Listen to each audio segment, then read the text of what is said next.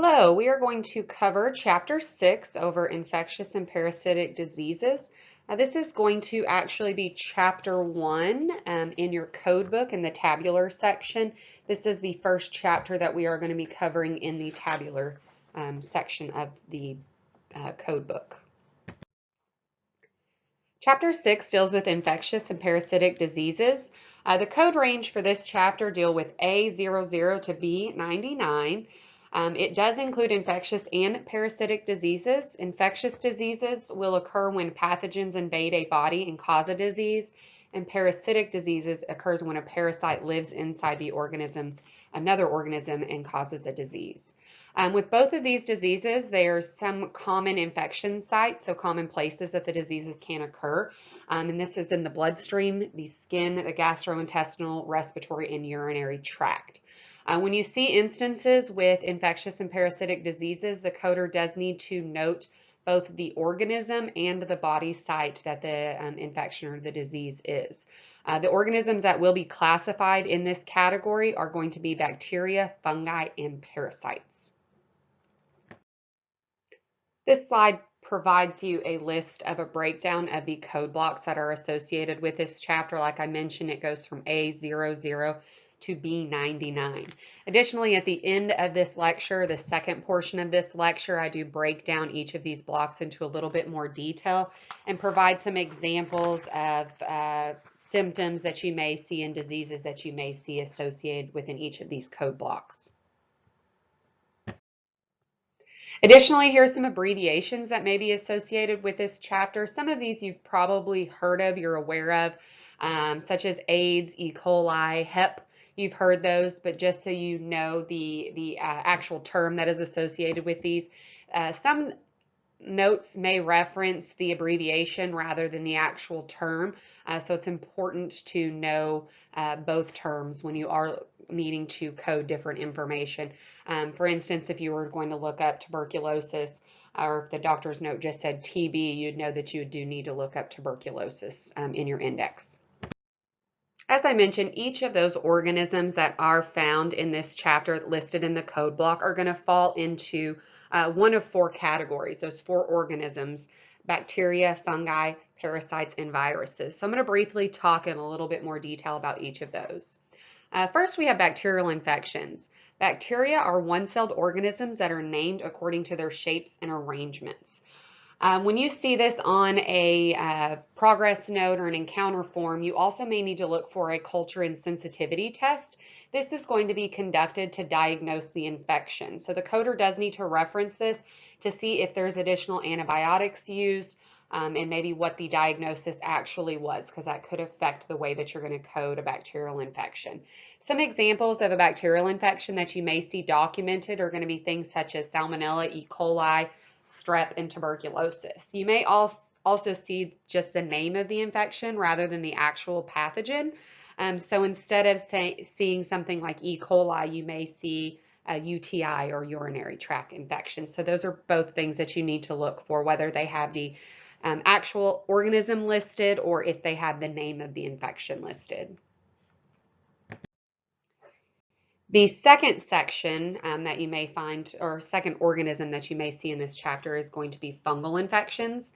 Fungi is a microscopic plant life that lacks chlorophyll and must have a source of matter for nutrition. These generally are going to occur in individuals that have a little bit of a weakened immune system or other issues that may result in the fungi infection occurring easier.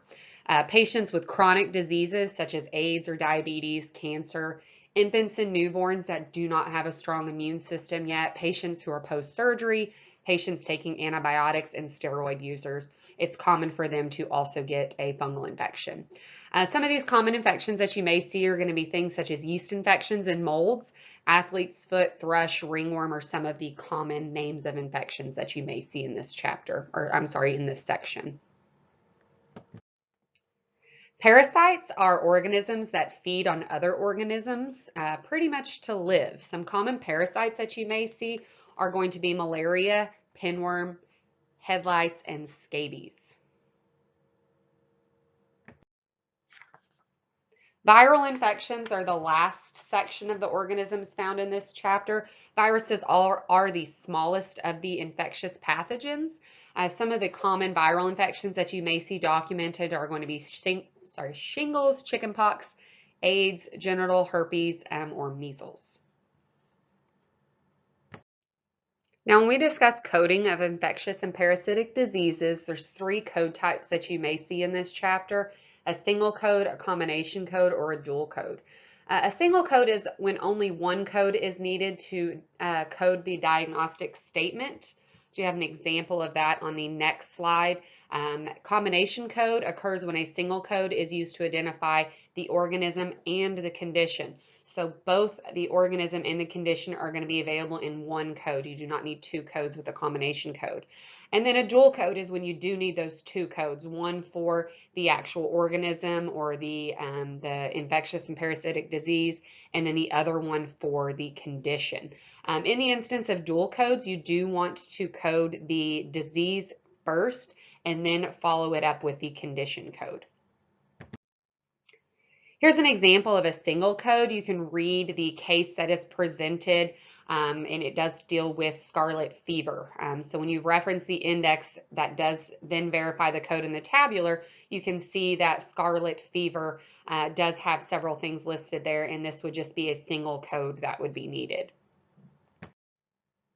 Here's an example of a combination code. If you do read the diagnostic statements, you can see that they are referencing that the patient has meningitis. So if you do look up meningitis in the index, you can see that this would be a combination code. For instance, meningitis was the cause of the patient getting chickenpox or lesions and fatigue. So you can see that this would be a combination code where you would just code the organism and the condition all in one.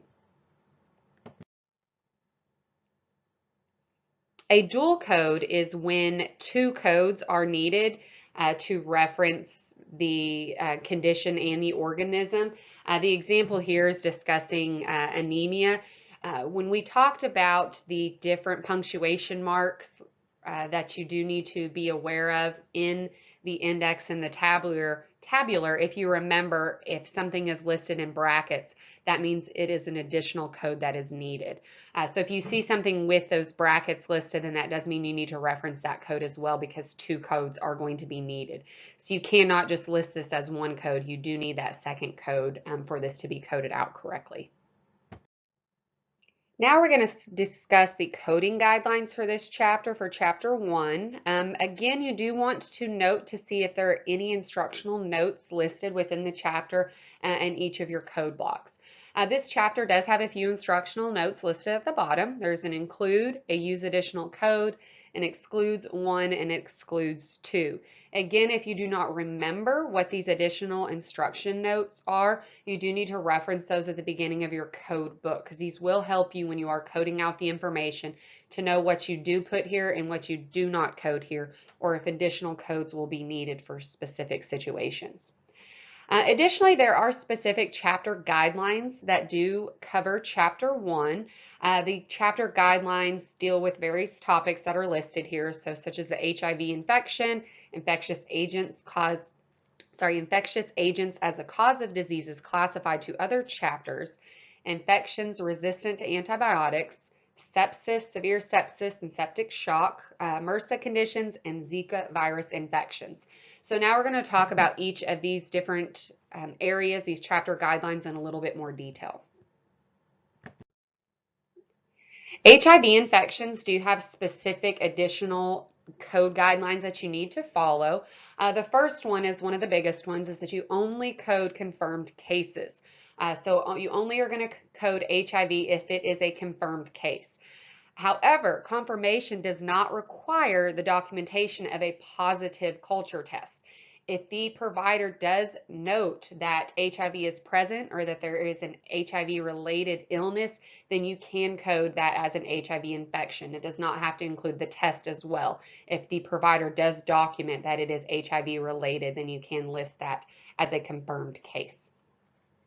Patients admitted for HIV-related conditions, you do code B20 as the primary, followed by any additional diagnoses that are listed in that chart. So B20 for HIV is always going to be included first if it is an HIV-related condition, if it's documented as HIV-related. Patients admitted for unrelated HIV conditions, you're going to code the unrelated condition as the primary and then follow it with the B20 or any additional HIV-related conditions. For instance, they come in with a broken foot, it's unrelated to their HIV diagnosis. You're going to code the fracture first, followed by the HIV B20, and then if they do have any additional HIV-related conditions, then you're going to code that next. Asymptomatic HIV, you're going to use the code Z21. This is used when there is an HIV test that is positive or the patient is known to have HIV, but they do not have any symptoms or conditions. So kind of their HIV is dormant. It's not really affecting them right now, but they do have a positive test or a confirmed case of HIV. So that is when you're going to use the Z21 code rather than the B20 code.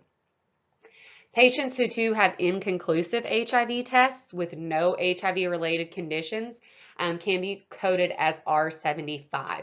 So this is when there's not a positive test. If there's a positive test with no symptoms, Z21 is the code you'll want to use.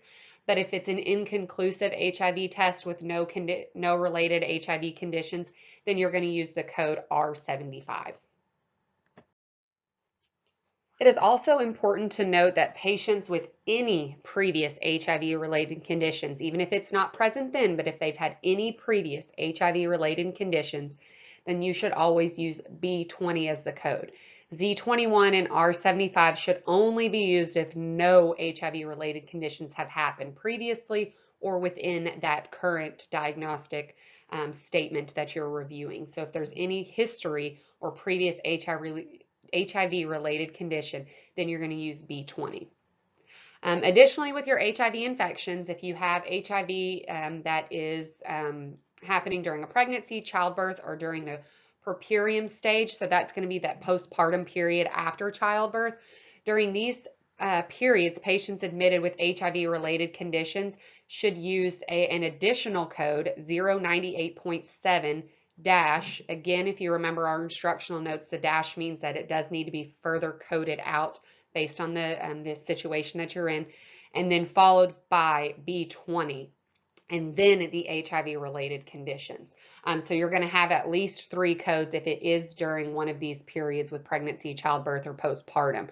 So you're going to have that first code that deals with the pregnancy, the second code that codes the HIV, and then the third code is going to be the HIV-related conditions.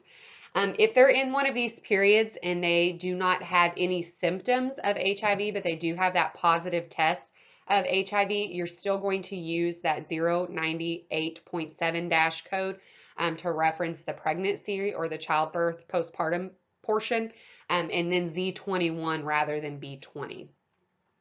Encounters for HIV testing. So if a patient comes in to be tested for HIV, you're going to use Z11.4 when they're coming in for screening. And then you're going to use for screening testing, you're going to use Z71.7 HIV counseling when they're coming in and signs and symptoms of HIV are present during screening. So they have some symptoms of it and they're coming in to be tested for it. You're going to use that HIV counseling. If the test results are negative, then you are still going to use that Z71.7 to reference the HIV counseling. And if it's positive, then you're going to refer to the previous guidelines. So either listed as B20, or if there's no symptoms, Z21 or R75. So if it is positive, then you're going to follow those previous rules. But if they come in for testing and it is negative, you're still going to code that as Z71.7. Some infections are classified in other chapters other than Chapter 1, and the organism is still needed to identify the infection. In these instances, you are going to use the infectious condition from the other chapter, and then you're going to reference an additional code from this chapter. Some of the common ones that you may see deal with B95, strep, B96, bacterial agents, and B97 viral agents. Generally, there's going to be an instructional note that's going to be found in those other chapters that's going to reference you to code also the cause of the disease. For example, if you see something such as acute tonsillitis due to strep, then you're going to code the tonsillitis, and in that chapter it is going to reference you to use an additional code to identify the infectious agent, in this instance strep, so B95. So this note in this chapter is just saying that you may be coding from other chapters. Will find the infection in this chapter will still lead you to the organism that causes that infection. Many bacterial infections are resistant to current antibiotics, so it's necessary to identify all the infections documented as antibiotic resistant. So in this instance, you will assign a code from Z16, resistant to antimicrobial drugs, followed by the infection code only if the infection code does not identify that as drug resistant. So I have pulled the excerpt from the code book under Z16, so you can see that the note, the code first, and the exclude one notations that are listed there. So in this instance where you can see the exclude ones, you can see that if it is a MRSA infection or pneumonia, you would not use this code. It does reference you to additional codes that identify the drug resistance. But if it is something that is documented that it is drug resistant, then this is a code that you would also want to identify if it's not included elsewhere. The next chapter specific guidelines that we're going to talk about in chapter 1 deal with sepsis, severe sepsis, and septic shock. So we're going to talk about when you would use each of these, sepsis versus severe sepsis, the sequencing of these, and some additional guidelines that deal with documenting sepsis. So to start with, sepsis is a life-threatening bacterial infection that causes blood clots to form, which blocks blood flow to vital organs. If you do see sepsis is documented, you do first want to code the underlying infection with sepsis. So this may be an instance where a combination in code is available. If not, then you would do the underlying infection as well as coding sepsis. If the infection or the organism is not specified, then you would assign A41.9, sepsis unspecified organism. So if it doesn't list what the cause or the organism that is present, then you'd use the A41.9. In the instance where it is documented that it's negative, inconclusive, or urosepsis, then you do need to query the physician to get more information before you do document anything further or code anything further. If the sepsis is documented with acute or multiple organ dysfunction, then you are going to want to follow the guidelines for severe sepsis and use the documentation to document or use the information for severe sepsis rather than regular sepsis. Severe sepsis is a septic infection with associated acute organ dysfunction or failure. So in the instance when sepsis is documented and acute organ dysfunction or failure is documented, you would use severe sepsis. This does require a minimum of at least 2 codes. First, you're going to code the underlying infection, just like you would with the regular sepsis, and then you're going to follow it with a code from the subcategory R65.2, severe sepsis, if it is associated with the organ dysfunction. If the organism is not documented, again, you're going to assign A41.9, and then you will do additional codes that deal with the organ dysfunction to be coded finally. So at minimum, you're going to have the underlying infection and then severe sepsis.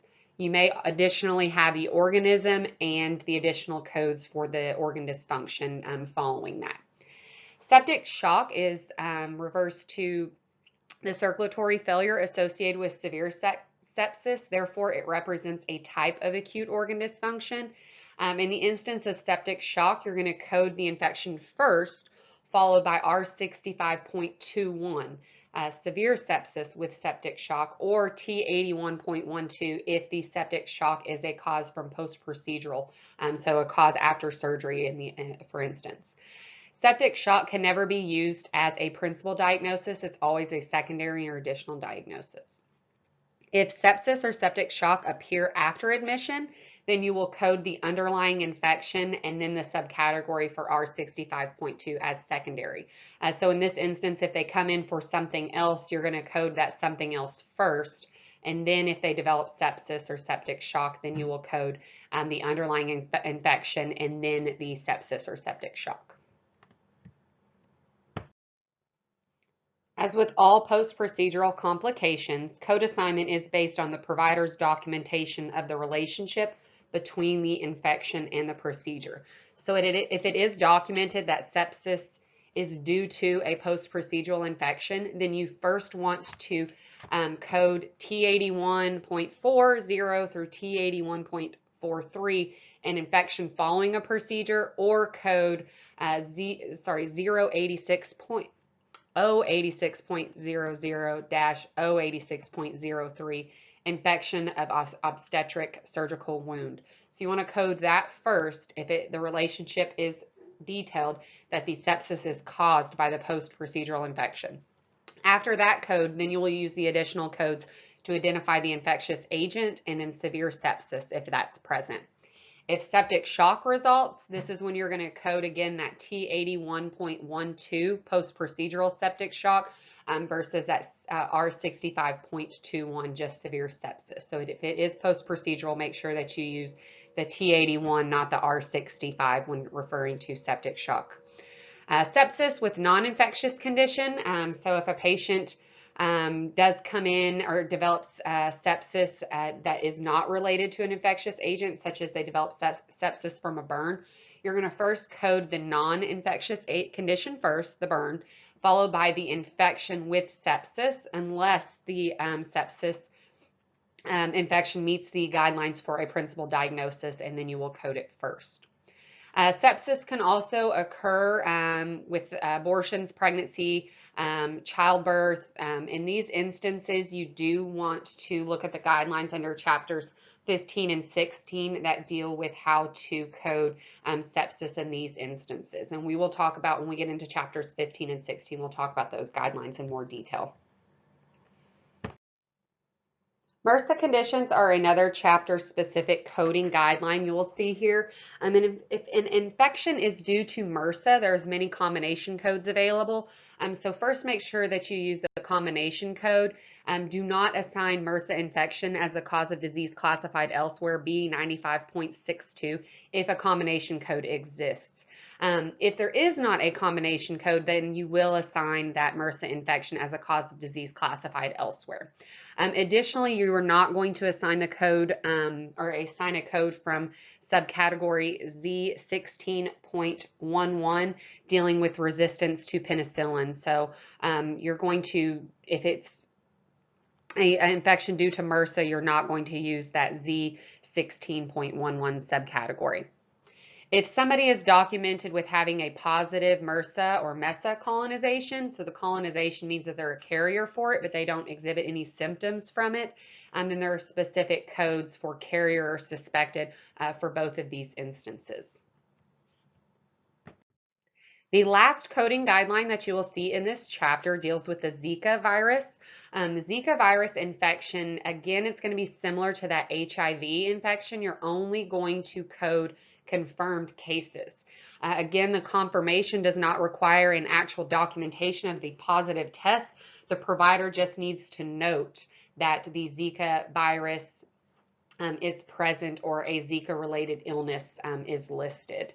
If it is listed as suspected, possible, or provable Zika, if that is what's found in the documentation, then you do not assign the code Zika virus disease A92.5. There is an additional code, contact with or suspected of exposure to the Zika virus, that you will find in the Z code, Z20.821. So you will assign that code if it is listed as suspect, possible, or provable Zika, then you will assign the exposure or contact with rather than the confirmed case of Zika. Additional key points to remember, there are single combination and dual codes that can be used in this chapter. So make sure that you look for these and use a combination code or more codes when required. In all instances, I talked about many ways when you would code this first or this second. Generally, you're going to always code the underlying condition or the infection first, followed by the manifestation of the symptoms second. But look at these coding guidelines again if you're unsure to find the specifics based on the case that you're reviewing. You do need to review the main terms in the index, followed by the tabular, and you need to double check it in the tabular. Don't just go off of the code that you find in the index. You do need to reference that in the tabular to make sure that you don't need to code anything further, and to look for any instructional notes that may be present listed in there. Again, the chapter specific coding guidelines and the instructional notes are available in the code book at the very beginning of the chapter, so you can reference that information. And it is available as that PDF file, the coding guidelines PDF file under your course resources in Blackboard. As I mentioned, the second part of this lecture does have the details of the code blocks listed in here. I'm not going to lecture on each of these, but I want you to know that this reference is available for about the next 10 slides, so you can look at some of the specifics, know what to code, some symptoms to look for. So if you are not familiar with some of these diseases, then this gives you a little bit of a better understanding and an overview of the information that's available in this chapter.